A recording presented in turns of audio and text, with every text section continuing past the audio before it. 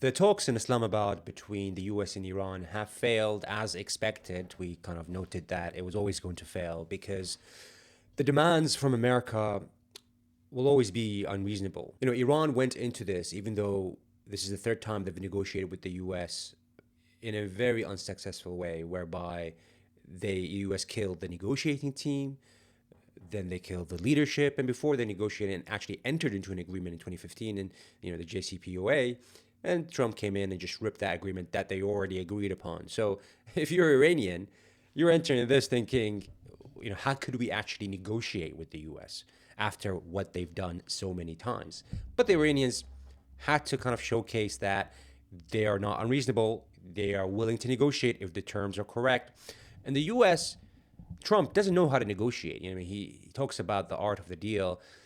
The negotiation tactic of Trump has always been to bully, because obviously he has the American army, American defense, military complex, which most of the world relies on in Europe and in Southeast Asia, such as South Korea and Japan. So he could bully those countries to enter into negotiations where it's a win-lose situation, i.e., if you don't accept our terms, we're going to remove our defense pacts, and then you're in trouble. That's not a negotiation. That's like a mafia style kind of dictating terms. In Iran's case, we're going to negotiate with you, or if you don't accept our terms, we're going to kill you. That's just what the mafia does. That's how the mafia gets into deals, right? It's insanity. Before we go into what broke the negotiation, this is what JD Vance said. We've been at it now for 21 hours, and we've had a number of substantive discussions with the Iranians. That's the good news. The bad news is that we have not reached an agreement. And I think that's bad news for Iran much more than it's bad news for the United States of America. So we go back to the United States having not come to an agreement. We've made very clear what our red lines are, what things we're willing to accommodate them on, and what things we're not willing to accommodate them on. And we've made that as clear as we possibly could. And they have chosen not to accept our terms. But the simple fact is that we need to see an affirmative commitment that they will not seek a nuclear weapon, and they will not seek the tools that would enable them to quickly achieve a nuclear weapon. That is the core goal of the President of the United States, and that's what we've tried to achieve through these negotiations.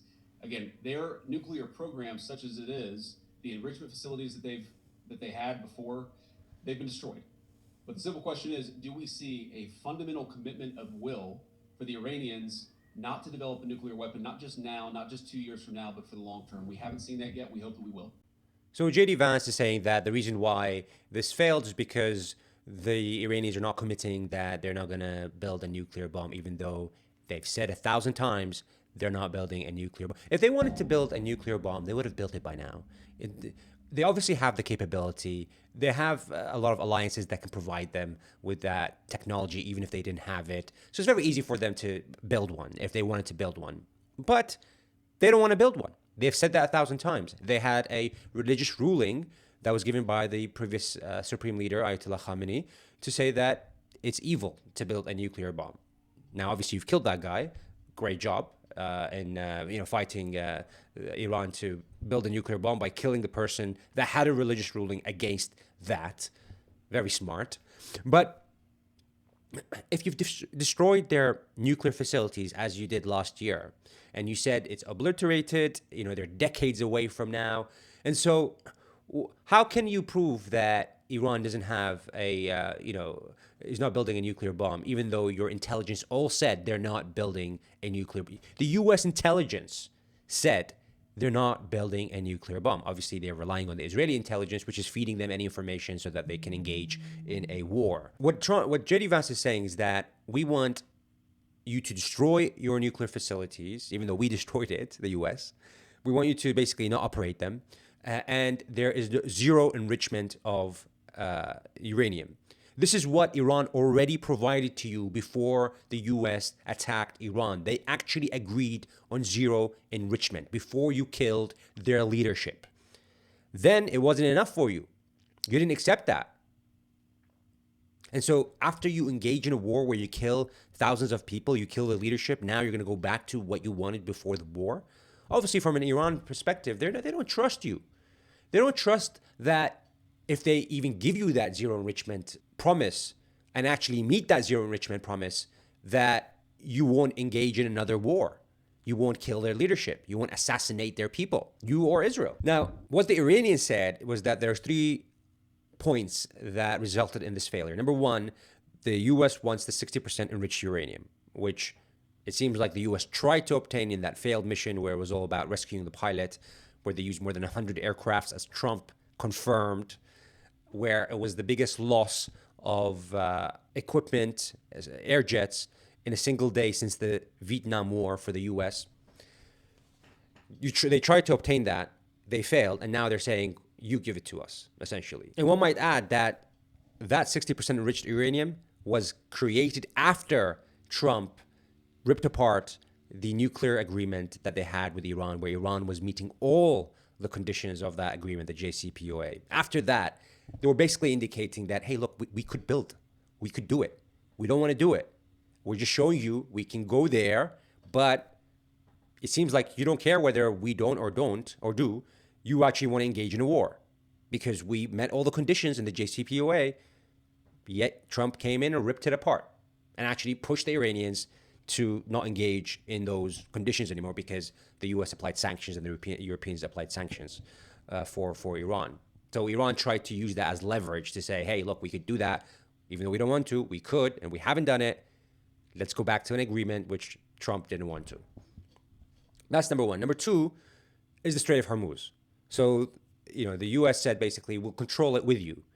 We'll control a part of it, you control a part of it. It's like, why would Iran trust you after everything that you've done, after you've killed their leadership and killed their people? The Strait of Hormuz was the obvious thing that was going to happen if you attack Iran. They're going to take it. It's not international waters, by the way. It's split between Oman and Iran. Oman controls half of it, and Iran controls the other half. And now they control the Strait of Hormuz, Iran. So obviously, that's the biggest asset they've gained from the war. They're not just going to give it to the U.S. for nothing. This is basically what the U.S. Proposal is. We're going to give you nothing. We're going to go back to what we wanted before the war, which you agreed to, the 0% enriched uranium. But even though we killed all your leadership and started this war, we're going to go back to those terms. It's like, no, you need to kind of move away from that now because Iran has more assets, has more leverage than before. You need to come closer. And sharing the Strait of Hormuz with Iran is not closer. Iran doesn't trust you. You've proved time and time again, you'll rip agreements that you entered into, you'll kill leadership while you're negotiating with them. It's like a mafia, as we said, mafia kind of activities.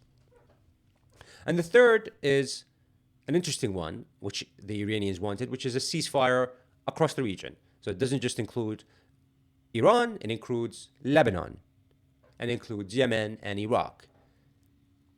And of course, Israel said no to that. Israel said, no, we're not going to accept a ceasefire.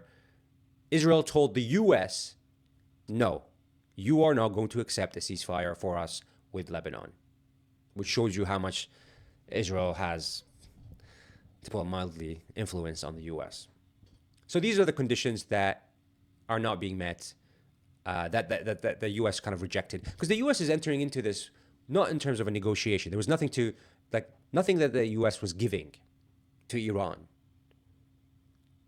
It was more, here is the terms that we demand from you. That's how out of touch they are, the Americans.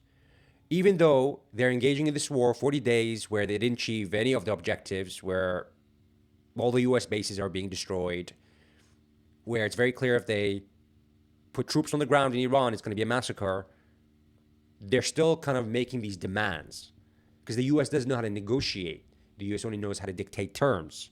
Obey or you will be killed. That's what Trump said. Trump said the only reason why the negotiation team is alive is because they're negotiating. I.e., if you don't negotiate and accept our terms, you will be killed. That's the leader of the free world, apparently. That's how we do things. And so where is this going? Well, the ceasefire is still on up till this recording. Supposed to be until the 21st of April. However, I don't see it actually lasting that long. Israel is foaming at the mouth to restart and attack Iran, and I think it will go after their infrastructure.